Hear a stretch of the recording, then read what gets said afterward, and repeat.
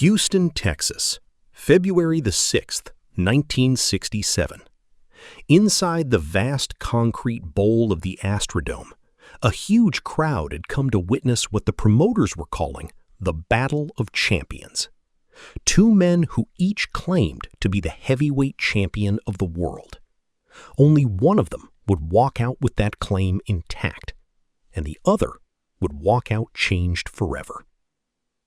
But here is the strange and terrible thing about that night. What the crowd remembers is not a knockout. There was no single thunderous blow that ended it.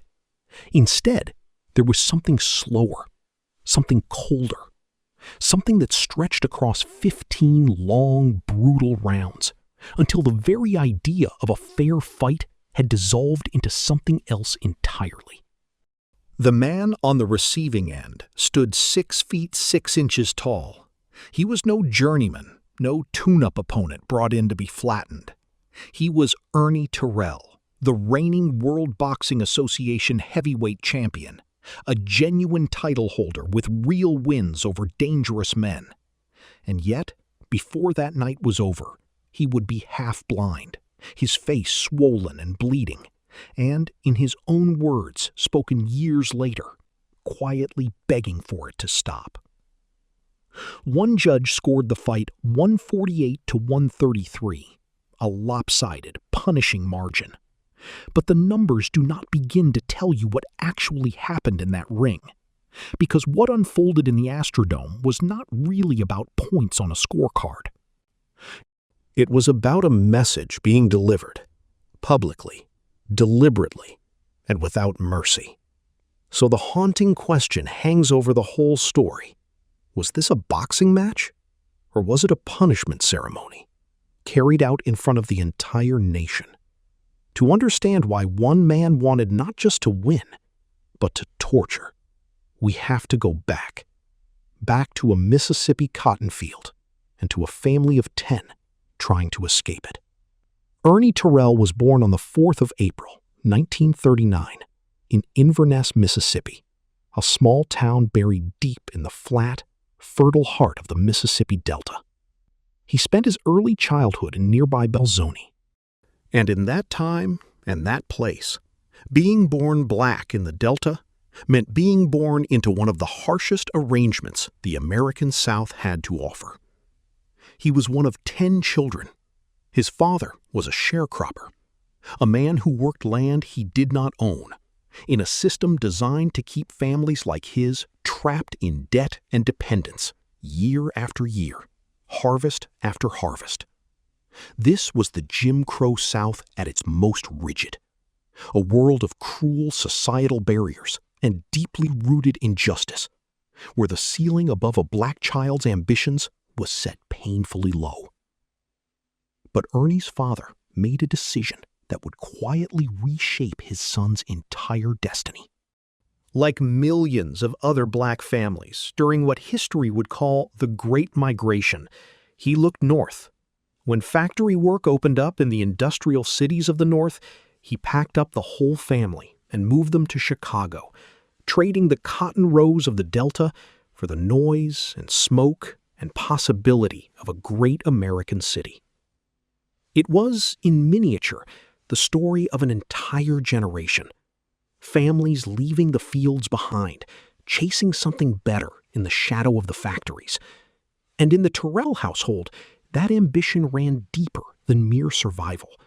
This was a family built on reinvention. Consider this remarkable thread. Ernie's younger sister, Jean Terrell, would go on to become the lead singer of the Supremes in the early 1970s, stepping into one of the most famous acts in American music. Think about that for a moment. From a Mississippi sharecropper's cabin came both a world heavyweight champion and the voice of the Supremes. This was not a family that simply endured. It was a family that dreamed and reached and refused to stay small. And in the shadow of Chicago's factories, a tall, lanky teenager laced up a pair of gloves and discovered he could fight his way out. Chicago in the 1950s was a city with a fierce and unforgiving amateur boxing scene. The gyms were crowded, the competition was real, and a young man looking to make a name for himself had to prove it against hungry, dangerous opposition. For the teenage Ernie Terrell, this became the crucible that would forge everything that followed. And he proved himself quickly. In 1957, still fighting as a light heavyweight, Terrell won the Chicago Golden Gloves, and then went further, capturing the Intercity Golden Gloves that same year. 2 major amateur titles in a single season. It was the kind of breakthrough that announced a genuine talent, a signal to the boxing world that this lean, long-limbed young man from Mississippi was someone to watch. That very year, 1957, he turned professional. He signed on under the management of a colorful figure named Big Julie Isaacson and stepped into the professional ranks where the money was real and the stakes were higher. Physically, Terrell was unlike almost anyone else in his division. He would grow into one of the tallest heavyweights of his entire era, 6 feet 6 inches of reach and angles. He was lanky, often carrying only around 198 pounds on that towering frame, which made him look almost slender for a heavyweight. But that height gave him a long, punishing jab, a weapon he could fire from a distance most opponents simply could not close. He fought with a clutching, awkward tie-up style that frustrated bigger, stronger men and turned fights into puzzles they could not solve. It was not always pretty. It was not always crowd-pleasing, but it worked. And behind that awkward style was a fighter with real skill and real toughness, a man who could think inside the ring as well as punch. The amateur trophies were only the beginning, because before he ever met Muhammad Ali in anger, Ernie Terrell was quietly beating some of the most dangerous men in the entire division. Through the late 1950s and into the 1960s, Ernie Terrell built something that boxing insiders respected deeply, a serious resume against serious men. This was not a padded record stuffed with easy nights. This was a contender testing himself against some of the most feared fighters of his generation. Consider the names on his ledger.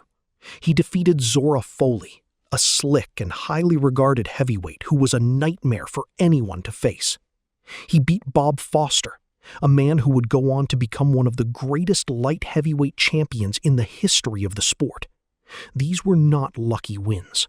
These were statements. And then there was Cleveland Williams, a puncher of frightening power. Terrell's story with Williams tells you everything about the kind of fighter he truly was. In their first meeting, Williams caught him and knocked him out. For many fighters, that is where the story ends. A knockout loss against a dangerous man, filed away as a warning. But Terrell went back. He fought Williams again, and this time he outboxed him across the distance to win by decision. That is redemption, earned the hard way, against a man who had already put him on the canvas once. Here, though, is the theme that would come to haunt his entire career. Ernie Terrell was good enough to beat elite fighters. He was respected inside the sport, admired by the men who understood it best. And yet somehow the bright spotlight of fame never quite settled on him. He was a fighter the experts nodded at knowingly, but the general public, the casual fans, the headline writers, largely looked past him. He was overlooked even as he was winning. It was a strange kind of limbo. All the skill, all the victories, and still not the recognition. But that was about to change in the most dramatic way imaginable. Then, in 1965, a political earthquake inside boxing handed Terrell something he had been chasing his whole life: a world title. The problem was, half the world refused to believe it. The earthquake did not happen in the ring. It happened in the boardrooms and the offices of boxing's governing bodies, the strange, tangled world of league politics that has always run beneath the surface of the sport. Here is what unfolded. Muhammad Ali had won the heavyweight championship and then agreed to a rematch with Sonny Liston. The World Boxing Association, the WBA, objected to the arrangement and made a stunning move. They stripped Ali of his title. Just like that, in the eyes of one of boxing's most powerful organizations, the crown was suddenly vacant. And so the WBA needed a new champion. They matched Ernie Terrell against Eddie Machen, a tough, experienced heavyweight, to fight for the vacant belt. On the 5th of March, 1965, at the International Amphitheater in Chicago, in front of his adopted hometown, Terrell got his chance, and he took it. He defeated Machen and claimed the WBA World Heavyweight Championship. At that moment, the WBA was the biggest sanctioning body in existence. On paper, Ernie Terrell, the sharecropper's son from the Mississippi Delta, was now the heavyweight champion of the world. It should have been the crowning triumph of his life. But there was a cruel catch buried inside that glory, because most of the boxing world did not accept it. To the public, to the writers, and even to the WBA's own rival organization, the World Boxing Council, Muhammad Ali was still the real champion. Ali had not lost his title in a boxing ring. He had lost it in a committee. And in the eyes of the sport's true believers, a title you lose to paperwork is a title you never really lost at all. So Ernie Terrell wore a championship belt around his waist and carried an asterisk over his head. He was called a champion, but treated as a pretender. The public regarded Ali's lineal claim as the only one that truly counted, and Terrell's crown, for all its official weight, felt hollow. A champion nobody accepted is a dangerous thing to be. And Terrell decided the only way to fix it was to say out loud that he was the real champion. That single claim would nearly destroy his life. Ernie Terrell understood the problem better than anyone. A belt means nothing if the world refuses to believe in it. So he set out to do the only thing a fighter can do about doubt. He tried to beat it out of the record books. He defended his title twice against men no one could dismiss. First came Doug Jones, a respected and dangerous contender who had once pushed Muhammad Ali himself to a razor-close, hotly debated decision. Terrell handled him. Then came George Chuvalo, the granite-chinned Canadian, a man famous throughout boxing for the simple, terrifying fact that almost no one could put him down. Terrell fought him too, and won. These were not soft touches arranged to pad a reign. They were credible, hard-nosed defenses against legitimate heavyweights. And yet, the verdict of the public never budged. That is the quiet cruelty at the center of this part of Terrell's story. Imagine holding the biggest title in the sport, defending it honorably against dangerous men, and still opening the newspaper to read that you were not really the champion at all. Every victory that should have built his legitimacy seemed to vanish into the same shadow. He was winning fights and losing the argument at the same time. To understand why, you have to understand the strange political storm swirling around that era. The heavyweight championship had split in two because Muhammad Ali had become the most controversial figure in all of American sports. He had joined the Nation of Islam, he had taken a new name, and soon he would refuse induction into the military during the Vietnam War, a stand that turned him into a lightning rod in a nation already tearing itself apart over race, religion, and war. So the question of who was the real champion was never really about boxing alone. It was tangled up in the deepest fault lines of 1960s America. Terrell's hollow crown existed because of forces far larger than any punch he could throw. He was a title holder caught inside a national argument he had never started. A showdown between the two men was inevitable. It was first set for the 29th of March, 1966, and then Terrell backed out, a decision that would only sharpen the knife waiting for him. Here is where the whole story turns dark.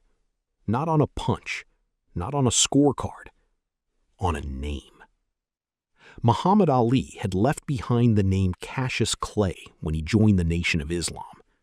To him and to millions who admired his stand, the old name was a slave name, a label handed down from the era of bondage, tied to a past he was determined to reject.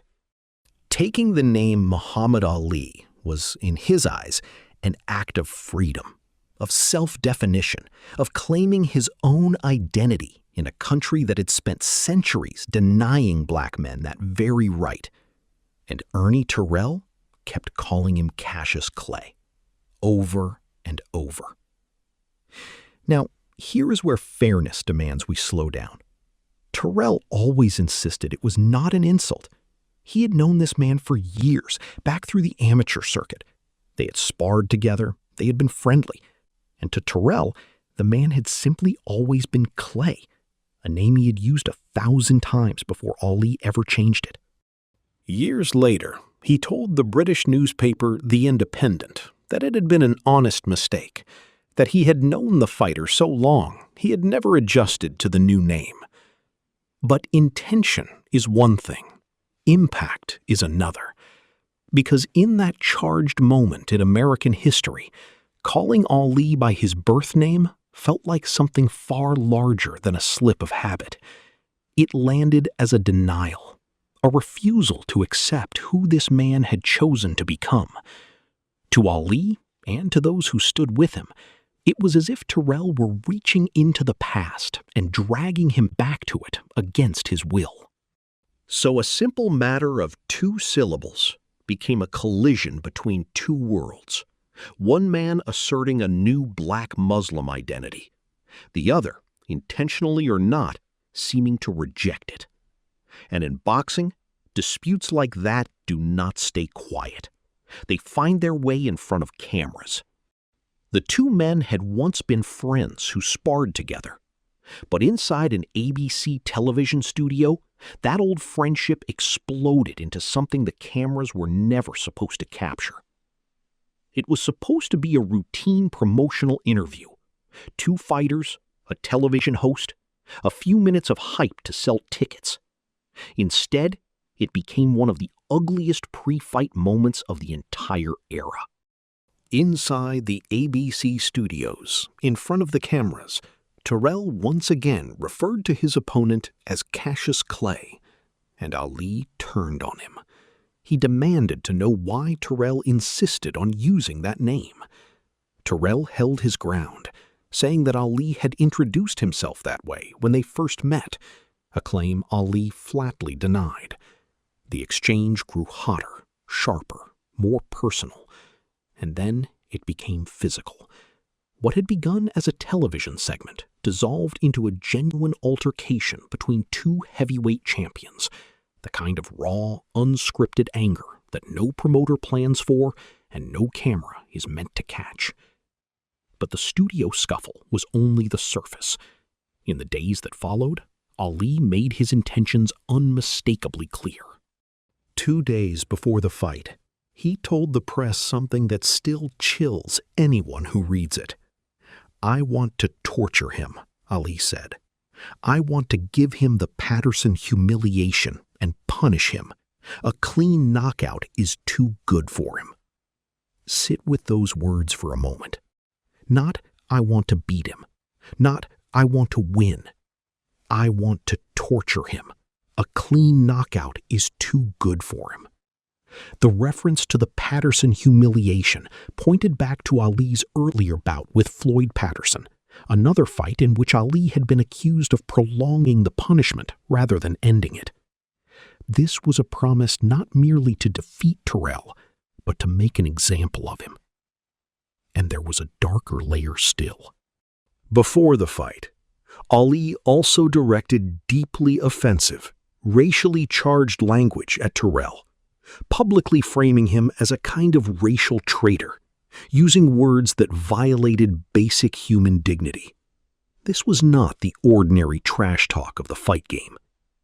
Taken together, the promises, the studio clash, and the cruel language formed something more troubling, a sustained campaign of humiliation aimed at one man, weeks before a single punch was thrown.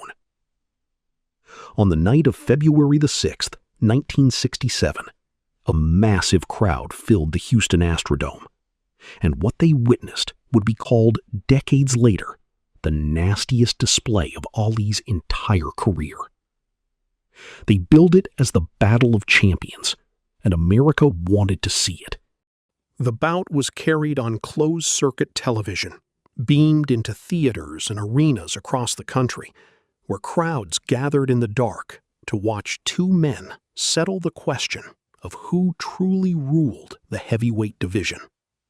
And in the opening rounds, it was a real fight. This is a detail history tends to forget. Ernie Terrell was not overwhelmed from the opening bell.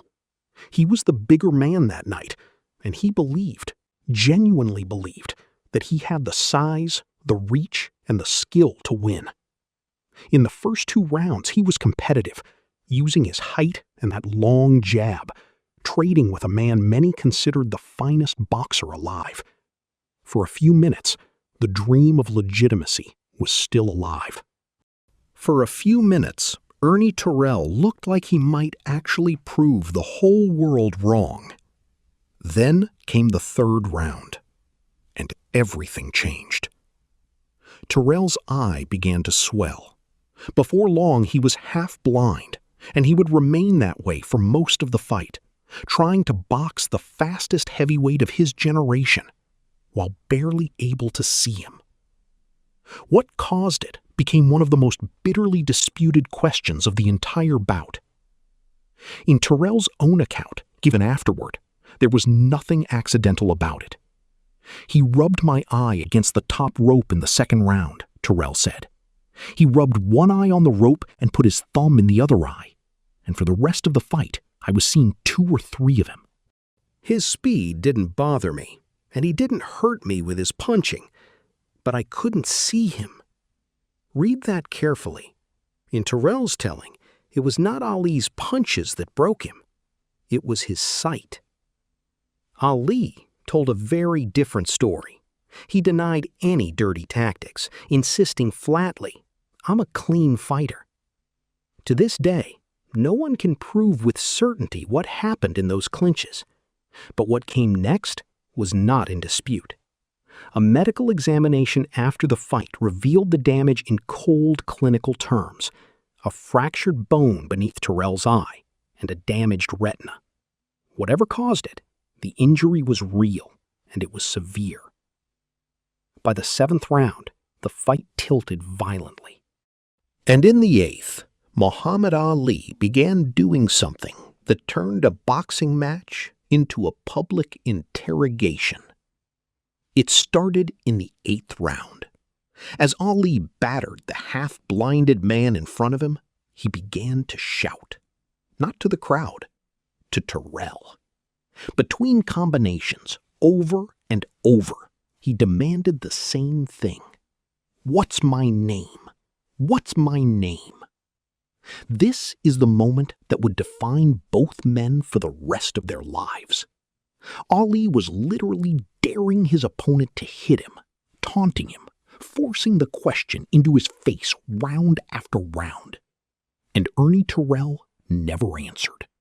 Not a word. He would say afterward that he never even heard it, that he was so deep in the fight, so consumed by pain and the struggle simply to see, that the taunts never reached him. Whether that is exactly how it happened, or a wounded man's memory, The image is unforgettable. One fighter demanding to be named, the other blind and bleeding, giving him nothing. And here the story enters its most disputed ground, because Ali had the punching power to end fights, and many watching believed he chose not to. The accusation, then and now, was that Ali was deliberately prolonging the punishment, carrying Terrell, keeping him upright, not out of mercy, but to extend the humiliation across all 15 rounds. Ali always denied it. He insisted he simply could not put Terrell away, that he threw hundreds of shots at a durable man's head, and the knockout never came. The truth likely lives somewhere in the space between those two claims, and honest observers have argued over it for more than half a century. Not every ringside witness remembered it the same way. But what cannot be argued is the shape of the thing. A great fighter, in complete control, facing a half-blind opponent, choosing to shout a question into his ruined face, round after round after round. Whatever the intention, the effect was a slow, public, deliberate breaking of a man. The Daily Telegraph would later call it the nastiest display of Ali's celebrated ring career, describing how Ali seized Terrell in a headlock and dragged his eye along the top rope, a night when Ali appeared content not merely to defeat, but also to belittle and humiliate his opponent. When the final bell rang, the judges' cards told one story, but the sports press told a much darker one. And one man's private words would tell the darkest story of all.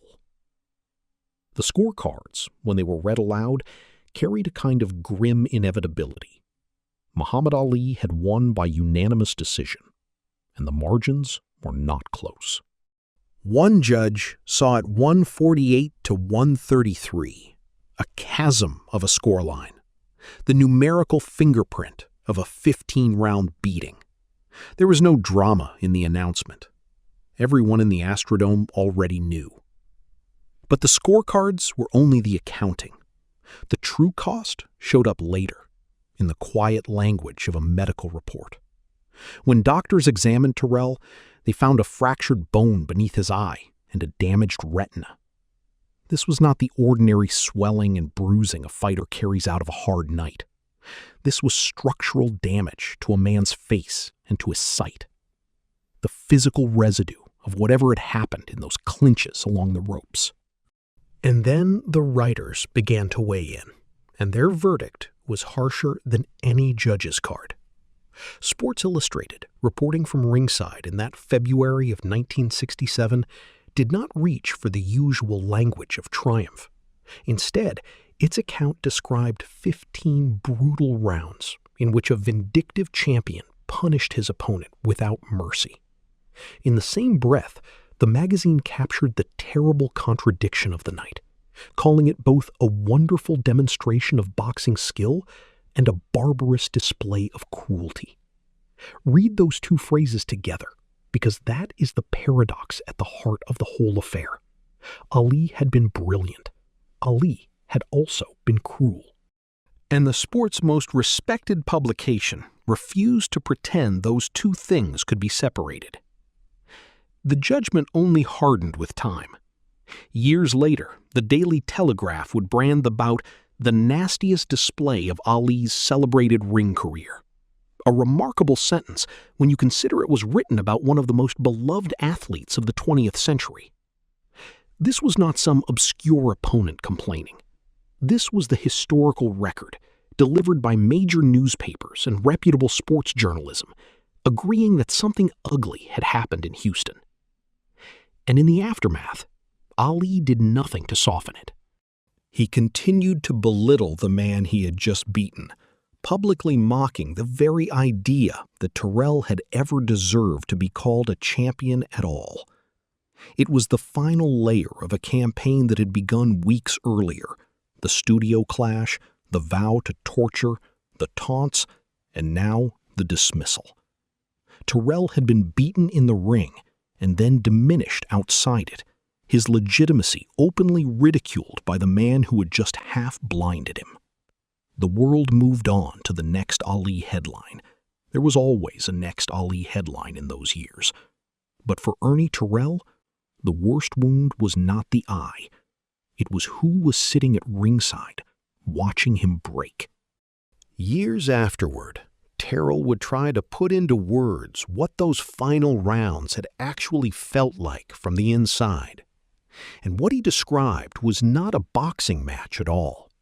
It was something closer to a man drowning in front of a crowd. In his own words, as he reflected on that night, he painted a picture almost too painful to sit with. As the fight neared its end, he said, he was out on his feet, blind in both eyes now, bleeding from his nose, his mouth, his ears. And through that fog of pain came the same relentless question, over and over. Terrell said that in that moment, he stopped fighting to win.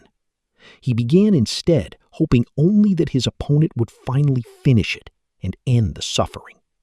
And so, he recalled, he answered, almost begging. "It's Muhammad Ali," he said. "It's Ali. Please, enough." Now, a careful listener should know that these deeply personal recollections come to us secondhand, attributed to Terrell across boxing history and repeated in the years that followed, rather than pinned to a single confirmed interview transcript. But they echo everything the ringside witnesses saw that night, and they carry the unmistakable weight of a man reliving the lowest moment of his life. Yet even that was not the deepest cut. Because when Terrell later searched for the most painful part of the whole ordeal, he did not point to the punches. He did not point to the taunts. He pointed to the ropes just beyond the ring, and to the faces he knew were there. The most poignant thing during the beating, he said, was not the blows or the shouting. It was that he knew his wife and his family were watching from ringside. The humiliation, he admitted, hurt more than the fists. Sit with that for a moment. A grown man, a professional heavyweight, a title holder, reduced not by pain, but by shame, because the people who loved him most had to sit and watch it happen. That is a wound that no doctor examines and no scorecard records. And here is the detail that turns the whole story upside down. Because more than a decade later, in a 1979 interview, Ali looked back at that same fight and offered a startlingly casual admission. They billed the fight on that little grudge thing, he said, and he wasn't really angry. He didn't care what Terrell had called him. It was, in Ali's own words, simply a good chance to promote his new image. Let those two accounts stand side by side. One man carried the humiliation of that night for the rest of his life, replaying it as blindness and blood and begging.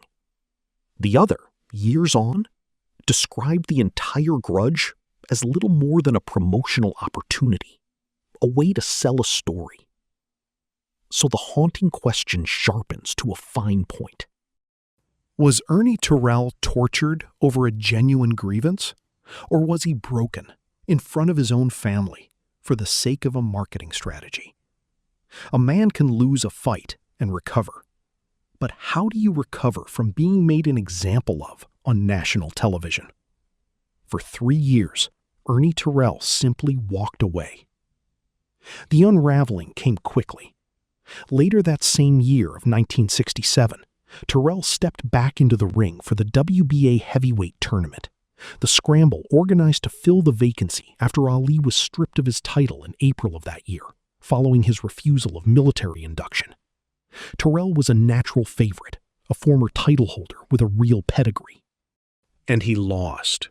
He dropped a 12-round decision to Thad Spencer in an upset that told everyone watching something had changed.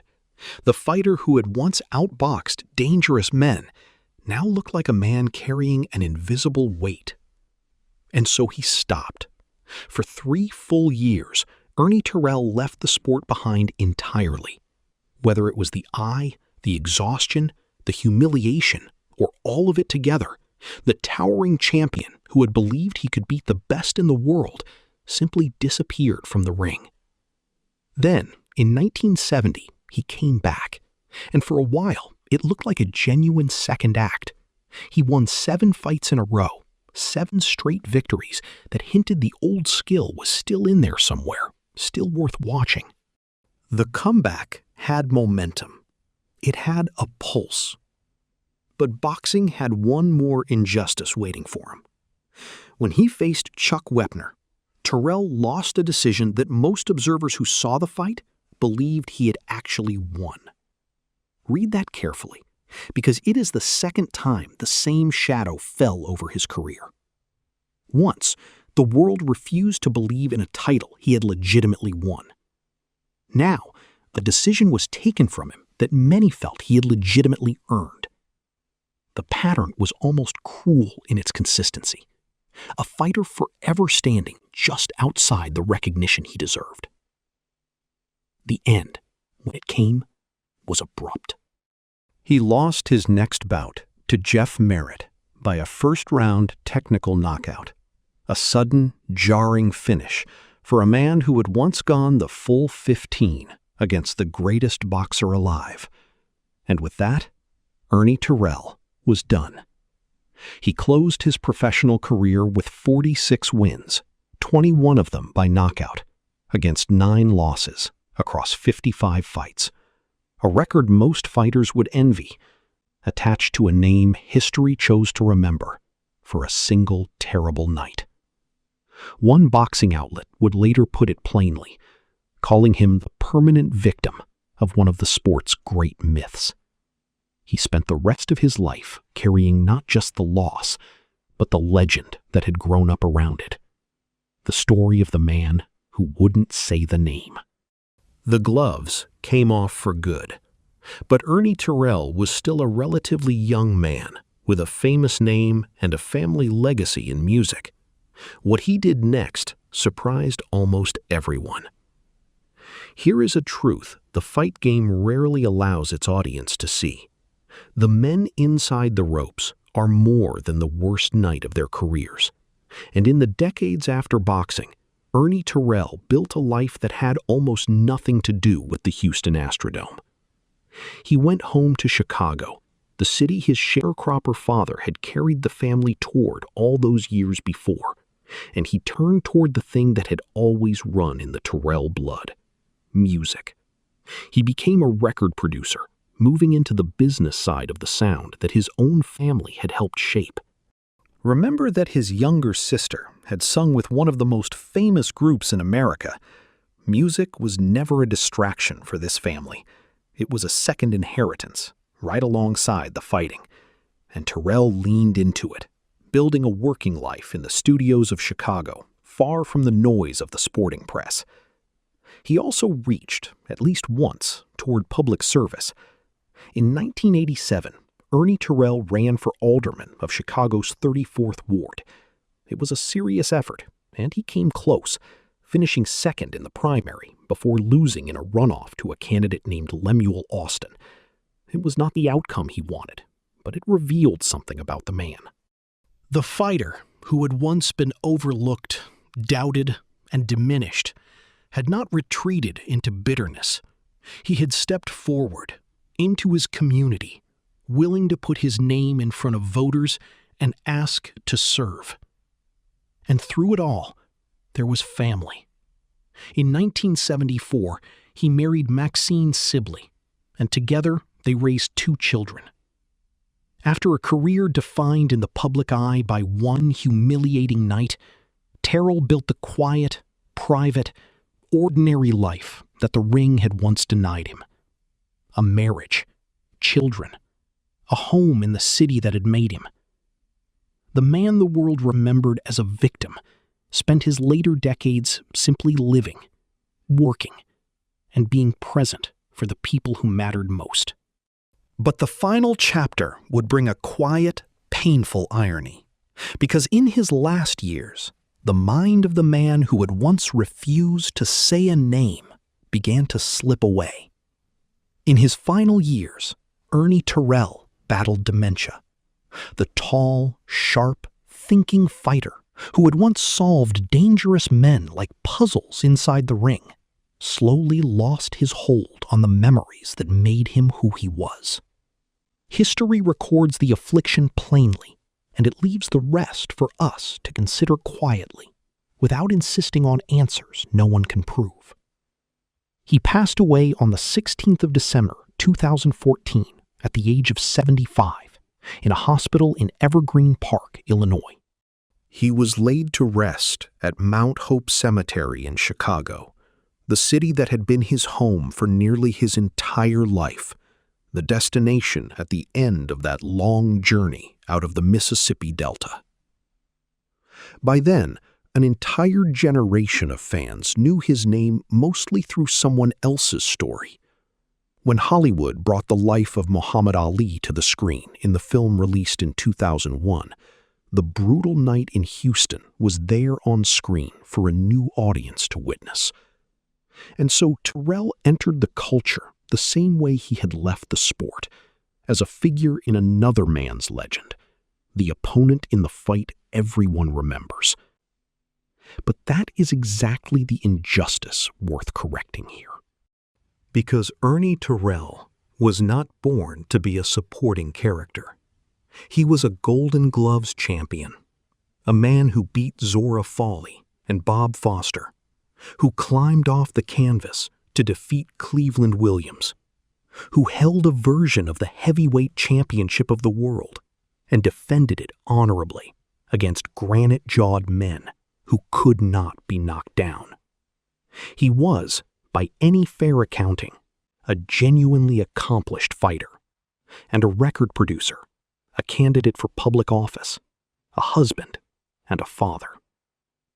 And yet, the world reduced him to a single silence, to a man who would not, or could not, say a name. So here is the question this whole story leaves hanging in the air. When we remember that terrible night in the Astrodome, whose humiliation was it, really? For decades, the story was told as Terrell's shame, the man who was punished, the man who begged, the man who broke. But listen again to the words of the champion who beat him, who called the whole grudge little more than a chance to promote a new image. Perhaps the cruelty of that night says less about the man who endured it than about the spectacle that demanded it. Ernie Terrell refused to say a name, and history spent the rest of his life making sure that refusal was the only thing about him anyone would remember. Maybe now, at last, we can remember the rest.